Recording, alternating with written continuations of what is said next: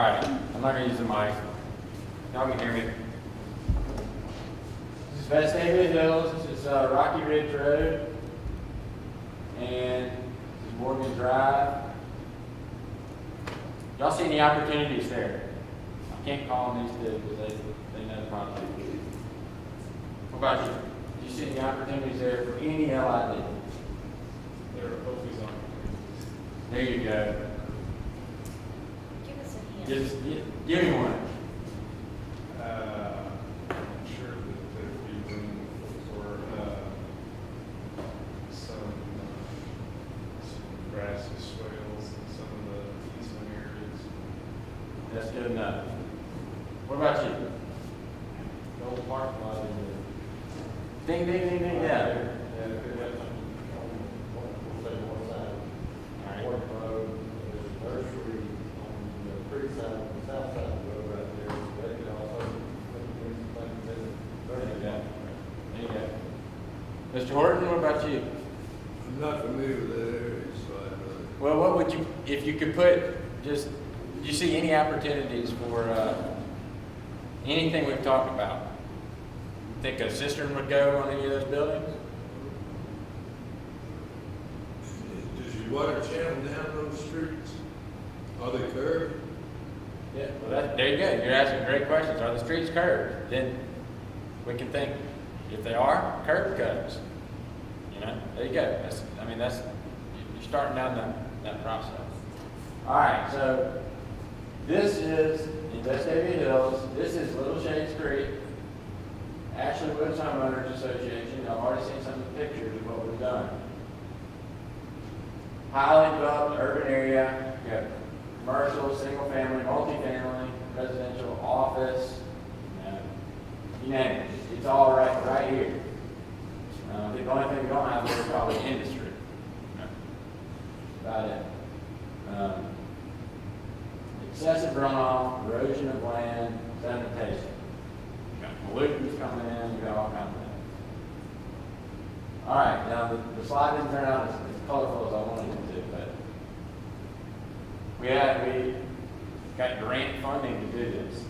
So that's one thing y'all always need to think of is, if I got a project, maybe there's an opportunity to get some grant money to do it. And there's a lot of grant money out there for green infrastructure, for LID. We got a grant through ADEM, their 319 program. It's a 9-point source reduction program. We did a constructed wetland right here in green, little kidney bean down there. So that was a constructed wetland. It used to be a former pond. It really wasn't functioning like it should. Changed the geometry there. And we also have now wetland plants that are helping to filter the pollutants. We did 6 bioretention areas coming off the cul-de-sacs and in between these houses before the water discharged to the Little Shades Creek. It used to be a concrete or riprap ditch. Some of it has some concrete in it, I think, but riprap ditches that went straight into the creek. We changed that and made those the bioretention areas. And then we also did, you can barely see this red line, we did a stream restoration. We got rid of those vertical banks and redefined the channel, helped the channel define itself, laid the banks back, we put in proper vegetation, we planted it with things that would help hold that channel, trees, woody type plants that will help hold that in, not grass. Can't mow that channel. All right, what can still be done? And it's hard to see here, but okay, we've got and this actually did get done.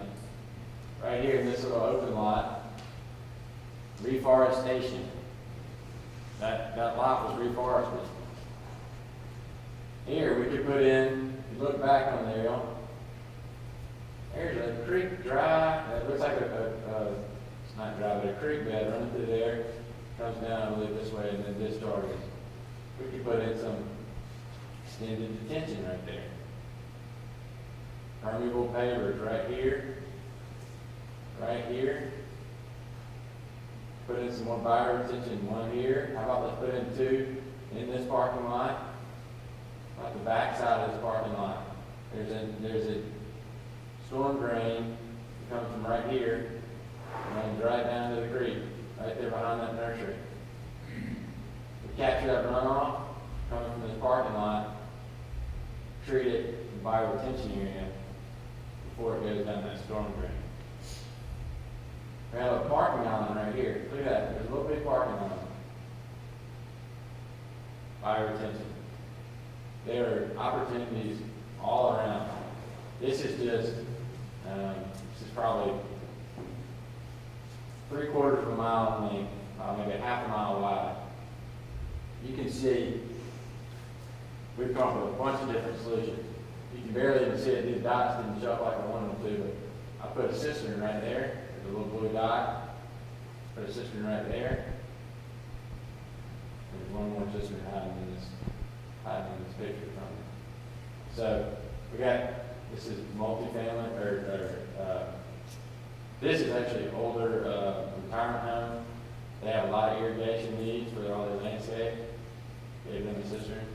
Got a lot of runoff coming here from this. Put a cistern there as well. They can use it, and if they go in, they may want to create parking islands, they want to create fire retention areas. So,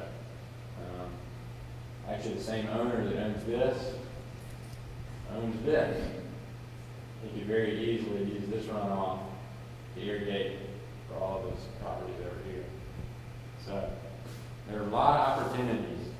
They're really, they're bound all around you. You know, if you just start to think about, if I were rain and I fell, where would I run? How could I get treated? You know, just go out in a rainfall event. That's one thing I like to do. When people say, I have a runoff problem or a run-on problem, I say, well, have you ever been out there when it rains? About half the time I get, no, I'm never out there when it rains. You don't really know what's going on. Until you've been out there, seeing it raining, seeing where the water's coming from, seeing where the problems are, you really don't know. So, bunch of opportunities. Y'all have any questions, comments for either of us? I was wondering if there's been any studies in communities that have an existing flooding problem, and they kind of compared much more hardscape solutions like going in and digging up the street and putting in new, bigger storm drains, or increasing culvert sizes and things of that nature, versus doing smaller scale solutions like this. And I heard in the past, for instance, in Los Angeles, they did a cost comparison of major widenings of the Los Angeles River conveyance system versus going into the neighborhoods and doing small scale, and they saved a huge amount of money going into the neighborhoods and doing small scale. I was just wondering if y'all know of any case studies like that? I don't know of any case studies specifically. I can tell you I'm working on a project in a community south of Birmingham where they're having flooding issues. It was developed back in the 60s, 70s. No flood maps for the area at the time. We've got houses sitting on top of what used to be blue line streams. And the conventional way would be buy up all the houses that are right in the center. Let's build a big concrete flume, and let's flume it all the way on out to the receiving water. What we've looked at is really a series of smaller detention and infiltration areas. Some on Alabama Power property. Some would be on existing detention ponds where we've increased the storage. And then another is actually buying 2 residences instead of, I believe it was like 16 residences, and converting those 2 residences into detention ponds as well. So I know the cost for that would be much cheaper than conventional, let's just go in there and dig a straight ditch all the way to the receiving water. And one thing I would point out is the first solution of buying them out and having the ditch or flume and getting it out of there probably increases flooding problems downstream. It just moves the flooding problem to another community Yeah.